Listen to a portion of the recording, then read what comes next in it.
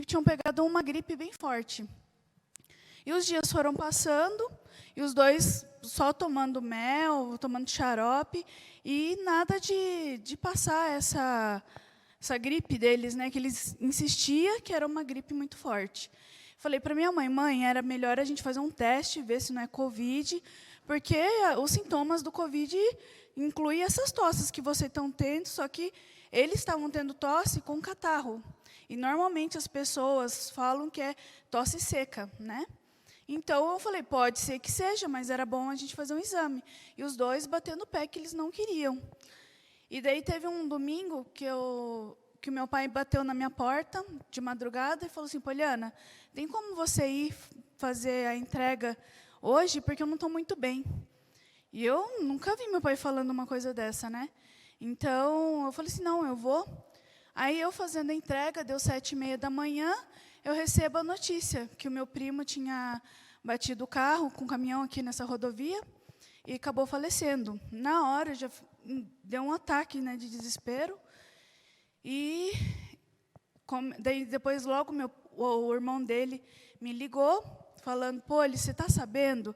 Aí eu já comecei a chorar, porque eu estava tentando aguentar por causa dos meus clientes, né? E eu falei, estou sabendo. Daí ele falou assim, Poli, eu não sei o que fazer, me ajuda, como que procede? Eu não sei, eu nunca enterrei ninguém, não precisei enterrar ninguém. Aí eu fui com ele estava, quando eu cheguei, terminei a entrega, cheguei lá, no IML, ele estava lá sentado embaixo de uma árvore, ele estava chorando muito, eu fui lá, abracei ele, ele falou assim, Poli, eu vivia falando para o meu irmão para ele não correr, mas ele queria viver a vida com adrenalina no sangue. E, infelizmente, ele era novo, tinha 24 anos, mais ou menos. E, assim, perdeu a vida, infelizmente, acabou deixando, né, a gente também assim, sem chão, né? E eu estava orando muito por uma amiga, uma das minhas melhores amigas, e ela tinha pegado Covid, ela foi trabalhar no hospital e acabou contraindo Covid lá. E daí ela estava no tratamento de quase fazer a troca de sangue, né? E daí os médicos falaram, ela melhorou, conseguiu urinar essa madrugada, ela está melhorando. Aí, de um dia para o outro, ela acabou falecendo. Então, eu fiquei sabendo dela nas 5h da tarde, do mesmo dia do meu primo. Então, assim, me chocou muito perder duas pessoas que eu amava no mesmo dia. Então, não foi fácil. E daí eu estava preocupada, porque logo que eu cheguei do serviço em casa, meu pai numa cama, minha mãe na outra cama, os dois nunca pararam quietos, assim. Então, nesse dia, eu cheguei e vi que não tinha nada bem com os dois. Daí eu falei para eles, fui medindo a saturação durante a semana, e a saturação baixava um ponto cada dia. Eu falando para eles, não é normal abaixar a saturação desse jeito. E daí, nos últimos 3 dias, estava baixando de 2 em 2. Aí eu falei para eles, vamos para o hospital. E os dois não queriam ir. Aí, continuaram batendo na tecla que era a gripe forte. Eu falei, não é. Tenho certeza que isso é Covid e vocês vão para o médico. Daí, eu falei assim, eles não quiseram ir no domingo porque falaram que não estavam bem. Eu falei, tá, mas amanhã cedo vocês vão, vocês querendo ou não querendo. Aí, eu acordei bem cedinho. Antes de trabalhar, acordei os dois, medi a saturação deles, tinham abaixado de novo. Levei os dois para o hospital. E lá eu falei para minha mãe, vê se lá eles estão atendendo. Se por acaso eles estiverem atendendo, você me dá um joia, que eu vou esperar aqui no carro.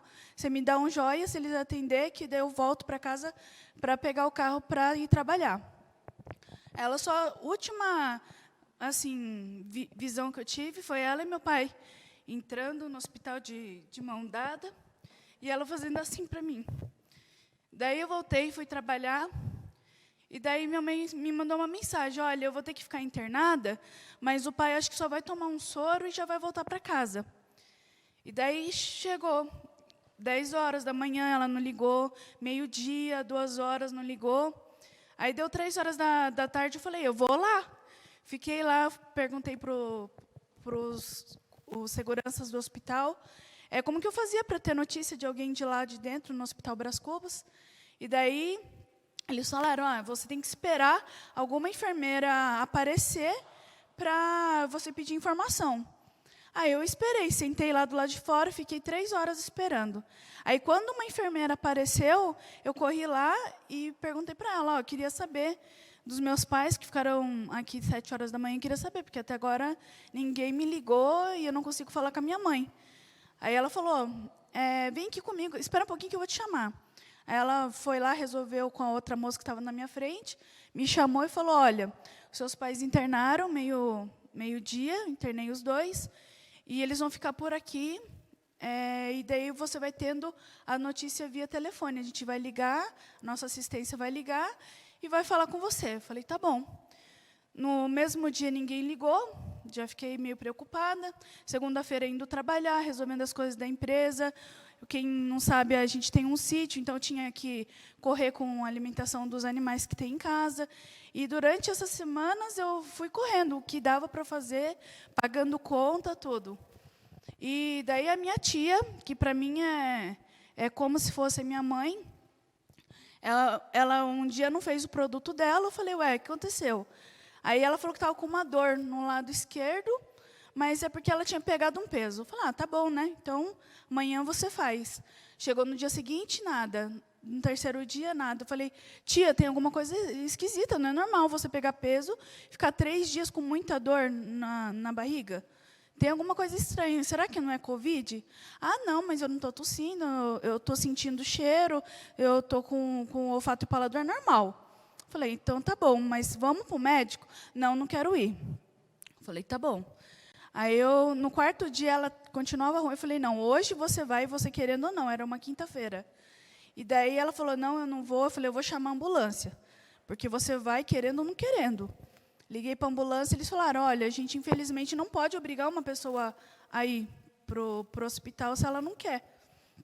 E daí eu liguei para uma prima minha, e ela falou assim, não, Poli, pode deixar que eu dou a louca aí e levo ela para o hospital. Ela entrou dentro da casa, colocou 3 máscaras, entrou dentro da casa, pegou a minha tia, levou para o UPA, chegando no UPA, e o meu pai e minha mãe internado. E cada vez que eu recebia a notícia, eles estavam com um quadro pior. Então, eu sozinha, correndo com as coisas, trabalhando, chegava à noite e começava a ter crise de ansiedade. Eu cheguei até ter praticamente uma semana, 2 a 3 crises de ansiedade num dia. E daí, quando a minha tia chegou no UPA, descobriram que ela estava com 70% do pulmão já ruim, sendo que ela não teve os sintomas iniciais do Covid. Então, ela só teve a dor, que, na verdade, já era a dor do rim dela parando, né? E ela não teve os outros sintomas. Só teve um pouco de febre no dia que a gente levou ela para o hospital. E daí eu fiquei sabendo, né, que o meu pai e minha mãe estava com 15 de oxigênio, meu pai com 15 também. Aí um dia ligavam, falando que pronaram meu pai. E depois foi passando os dias, chegou daí na sexta-feira, e eu ligava para o Gustavo chorando, falando, Gustavo, eu não sei o que fazer, porque eu estou sozinha, dormindo sozinha aqui em casa. Ele falou, eu não estou conseguindo nem trabalhar de preocupação com você. E eu falando para ele, não, fica aí, porque eu não quero que você pegue Covid também, porque eu estava em contato com os meus pais. Então, eu não podia ter essa chance de passar para outras pessoas, né? E daí, chegou numa sexta-feira e falou, não, eu vou. Na quinta-feira, eu tinha feito um teste, tinha dado negativo. Aí ele falou, então, eu vou na sexta-feira. Aí, na sexta, ele foi lá em casa e dormiu lá em casa. E foi a primeira noite que eu consegui dormir sem ficar acordando e tendo crise, nada. Porque eu sabia que tinha alguém ali comigo que não ia ter tanto perigo de eu conseguir dormir em paz, né? Mas, assim, consegui dormir a noite inteira. E daí, chegou no sábado, comecei a sentir alguma coisa esquisita. Falei, será que é alergia? Porque eu tinha limpado o quarto do meu pai. Falei assim, ele vai vir do hospital, então eu vou deixar tudo limpinho, os livros que ele tinha, tudo cheio de poeira. Tirei tudo, coloquei numa caixa para deixar tudo limpo. Aí, nisso, o Gustavo também começou a passar um pouco de mal. A gente falou assim, vamos no hospital que a minha prima trabalha. Chegamos lá, fizemos a tomografia, a médica falou assim, o Gustavo não tem nada no pulmão, mas você tem umas manchinhas. Mas eu vou te dar o kit, né, que era azitromicina, vitamina D, tudo. E a gente comprou os remédios, voltou para casa e começamos a tomar. Aí, isso foi na quarta-feira que a gente foi para o hospital. Aí passou quinta, sexta-feira, a minha mãe voltou do hospital, só que eu falei na quinta-feira para ela que meu pai, infelizmente, na terça não tinha aguentado. Ele teve uma parada cardíaca, reanimaram ele, mas na segunda parada não conseguiram. Daí, para mim, falar para ela isso, eu pensando, eu vou esperar, não vou contar para ninguém, só para a família mesmo, porque senão vão acabar ligando ou mandando os meus pesares para ela, e ela está no hospital ainda. Aí, como teve gente que não era para estar sabendo e acabou me mandando mensagem, falei, nossa, vazou, eu vou precisar ligar. Aí, liguei para o Robinho, que para mim é como se fosse um irmão mais velho. Falei para ele, Robinho, liga para minha mãe, conta para minha mãe, por favor. Porque eu já, com tantos problemas, tanta preocupação, Robinho, pô, eu não consigo. Desculpa, mas eu não consigo, chorando.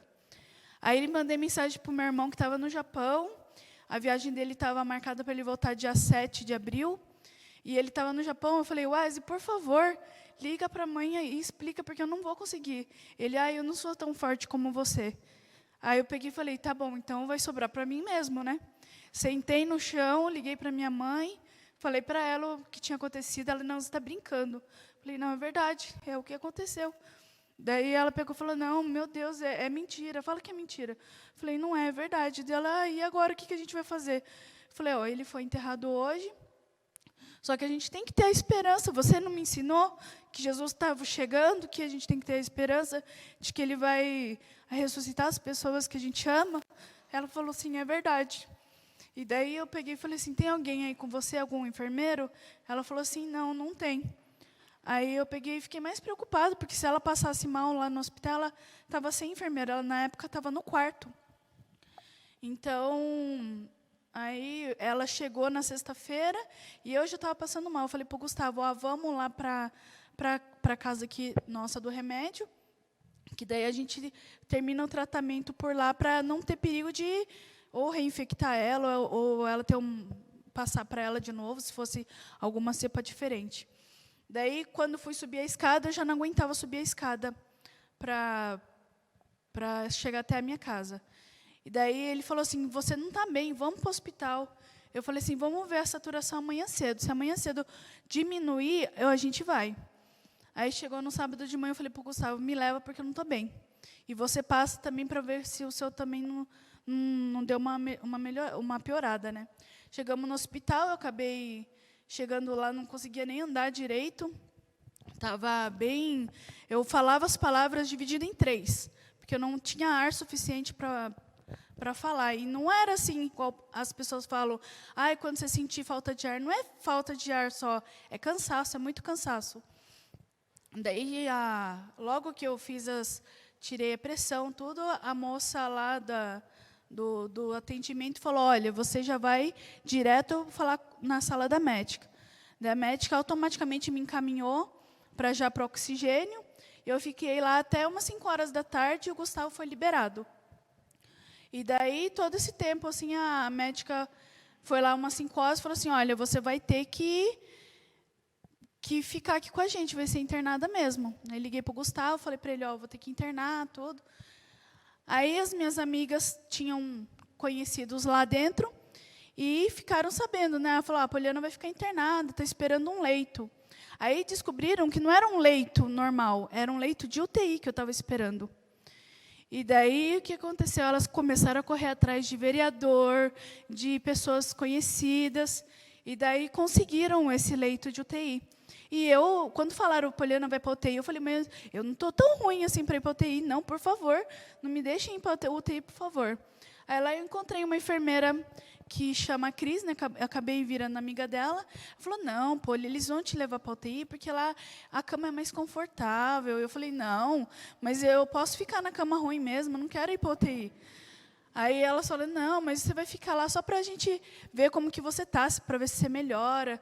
Chegando lá na UTI, E toda hora assim, o meu celular foi tirado, então as minhas amigas ficavam ligando para o Gustavo para saber se ele tinha notícia de mim. E daí começaram aquela coisa, vamos ver quem trabalha lá para saber da Poli, e aquela correria de procurar alguém que soubesse de notícias, além do que o hospital ligava para a família do Gustavo. E daí todo mundo orando por mim. Chegou na UTI, eu fiquei uns 2 dias lá, aí veio um rapaz que eles chamam de Mineiro, eu não lembro o nome dele, mas eu sei que o pessoal lá da UTI chamava ele de Mineiro. Ele falou assim, você conhece a Patrícia? Eu falei assim, eu tenho uma tia que chama Patrícia. É ela mesma, ela pediu para mim cuidar de você. Daí ele falou assim, eu também sou da sua igreja. Daí, sabe, na hora me deu um alívio por saber que tinha alguém que era irmão da igreja lá. Ele falou assim, ela pediu para mim cuidar de você. Aí eu falei assim, obrigado. Ele falou, eu posso orar por você? Eu falei, claro, pode sim. Aí ele orou por mim. E depois de uns 2 dias, assim, um dia eles tentaram fazer a técnica de VNI, que eles colocam uma máscara bem grudada no rosto e a gente só consegue respirar por essa máscara. E acabou que não dando certo, a minha saturação continuava baixando. E aí eles falaram assim, a gente vai fazer um procedimento, aí para você sempre ficar melhor, tal. E daí eles pegaram e falou assim, você encosta aqui nesse... Fizeram um rolo de cobertor e falou assim, você encosta nesse rolo. Eu achei que era um procedimento como se fosse o VNI, algo que não fosse, né, a intubação em si. Só que quando eu deitei, eu olhei para o lado e vi a doutora com ferro na mão. Na hora eu já levantei e falei, vocês vão me... Antes de eu terminar, eles colocaram a máscara. Aí quando eu voltei, que creio eu que eles fizeram eu voltar dessa primeira parte que foi a intubação, eu voltei sentindo muita falta de ar, porque o cano já estava dentro do pulmão, né? Daí ela falou assim, olha, Poli, eu vou só colocar o cano, porque você precisa dessa alimentação. E eu tentando respirar, nem estava conseguindo respirar. Aí ela saiu, nessa que a enfermeira saiu, a minha mão ainda estava funcionando, eu meti a mão no cano, falei assim, eu vou tirar esse negócio porque eu não estou conseguindo respirar. Aí, nisso que eu coloquei a mão no cano, que eu ia puxar para fora o cano, esse mineiro apareceu bem na hora. Ele falou, pelo amor de Deus, não faça isso, vai piorar tudo. E eu com a mão no cano, e eu pensando, tira ou não tiro, tira ou não tiro. E ele falando, não tira, que senão você vai piorar. Aí, como eu tinha conhecido ele, eu confiava nele, eu fui tirando aos poucos a mão do cano e coloquei a mão assim, na cama, mesmo sabendo que eu queria tirar aquele cano que estava me sufocando. Aí, nisso, eu fiquei 4 dias entubada, ciente. Assim, eu escutava tudo o que acontecia lá. Eu sabia que a minha pressão não estava boa. Eu estava com a cabeça ruim, porque no dia que eu subi para a UTI, eu descobri que a minha tia também tinha falecido. Então, assim, foram 4 pessoas, em questão de 15 dias, que faleceram. Pessoas que eu amava. E daí eu tinha Deus para conversar, e eu brigando com Deus esses 4 dias. Eu tentava levantar a mão, não conseguia, tentava mexer o pé, não conseguia, porque eu estava sedada. E as pessoas do hospital, ligando para a família do Gustavo, falando, olha, a Poliana está com sedação no último, mas a cabeça dela não desliga.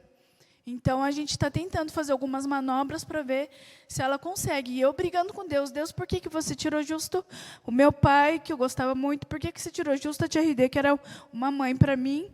Eu não sei viver sem os dois. Aí, no 4º dia, eu falei para Deus, eu não aguento mais tanta tristeza, eu queria que o Senhor me levasse, porque eu não quero voltar para casa. Aí, nessa hora que veio uma voz muito suave no meu ouvido, falou assim, Poliana, você tem certeza mesmo que é isso que você quer? Porque tem a sua mãe, tem seu irmão, foi colocando o nome de todo mundo. Tem o seu noivo, tem seus amigos, eles estão lá fora te esperando. É isso mesmo que você quer? E eu, crente, que eu não queria mais voltar para casa, porque eu não ia conseguir voltar para casa sem ter os 2 que eu mais amava na vida. Aí essa voz, depois que essa voz falou, me deu um baque tão forte de ter escutado essa voz, que eu falei assim, não, eu quero voltar. Nessa que eu falei assim, não, eu quero voltar, eu apaguei. E quando eu acordei, já tinha passado 5 dias. Os 4 dias que eu fiquei consciente, mais 5 que eu tinha apagado. Então, Deus ele me deu uma chance de escolher se eu queria mesmo ir ou se eu queria voltar, porque aos olhos dos médicos eu não tinha mais volta, tanto pelo meu peso, tanto pela minha saturação, a minha pressão não abaixava de jeito nenhum. E daí, quando eu voltei, os médicos falaram assim, Poliana, você é um milagre, não tenho o que explicar. E daí eu subi para o quarto, fiquei um dia na UTI, deu tudo certo, subi para o quarto, cheguei lá, daí passou um dia, chegou uma moça que eu não conhecia, o físico, assim, eu não conhecia ela. Aí ela falou assim, oi, Poliana, tudo bem? Eu falei, sim, tudo. Ela falou assim, você ficou com algum machucado nas costas? Eu falei assim, acho que não estava sentindo nada. Eu acho que não. Ela falou assim, você está conseguindo andar? Eu falei sim. Eu pensei, eu estou conseguindo ficar de pé. Aí ela pegou, abaixou a cabeça e falou assim, você é um milagre. Eu não acreditava em milagres, mas a partir de hoje eu acredito, porque eu vi você lá na UTI, eu vi o seu estado lá e hoje vendo você aí desse jeito, com nenhuma sequela, eu acredito em milagre. Daí ela abaixou a cabeça, começou a chorar e falou assim, olha, minha mãe também está entubada, eu já estava perdendo as esperanças, mas agora que eu vi você, eu acredito que minha mãe também pode voltar. E daí ela pegou e falou assim, eu sei que Deus deve gostar muito de você para Ele ter feito o que fez por você. E daí ela pegou, saiu, falou que foi um prazer ter me conhecido, e saiu. Aí, nos dias que se passaram, veio um rapaz que ele falou que ele era especializado em sequela. E ele começou assim, antes dele falar isso, ele falou assim, qual é o seu nome?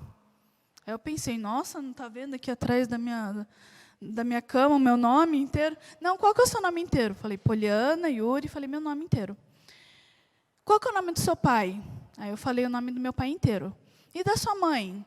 E falei, você tem irmãos? Eu falei, tenho um. Qual que é o nome do seu irmão? Aí eu falei o nome do meu irmão inteiro. Aí ele falou, você tem namorado? Eu falei assim, tenho um noivo. Qual que é o nome do seu noivo? E eu pensei, nossa, mas que pergunta, para que tudo isso, né?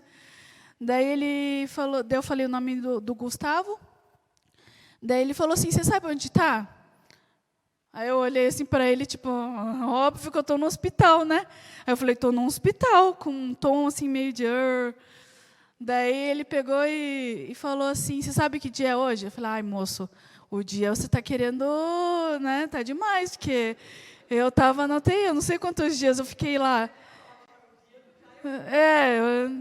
O dia que era, eu já não... Falei, moço, eu não sei mais que dia que é, não. Estou meio fora dele, não, mas isso não tem problema. O importante é que você está sem sequela da cabeça, né?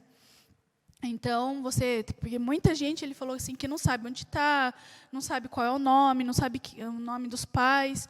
Ele falou assim, queria te parabenizar, porque você é a primeira pessoa nesse hospital até hoje que saiu sem nenhuma dessas sequelas. Amém. E eu sabia que era Deus que tinha me guardado, sabia que eram as orações que tinha feito muito efeito na minha vida. E daí daí eu recebi já meu celular. O Gustavo falou assim, ele estava pensando da gente dar uma lembrancinha para o pessoal. Eu falei, do pessoal do hospital que cuidou de você. Falei para o Gu, olha, eu também estava pensando a mesma coisa.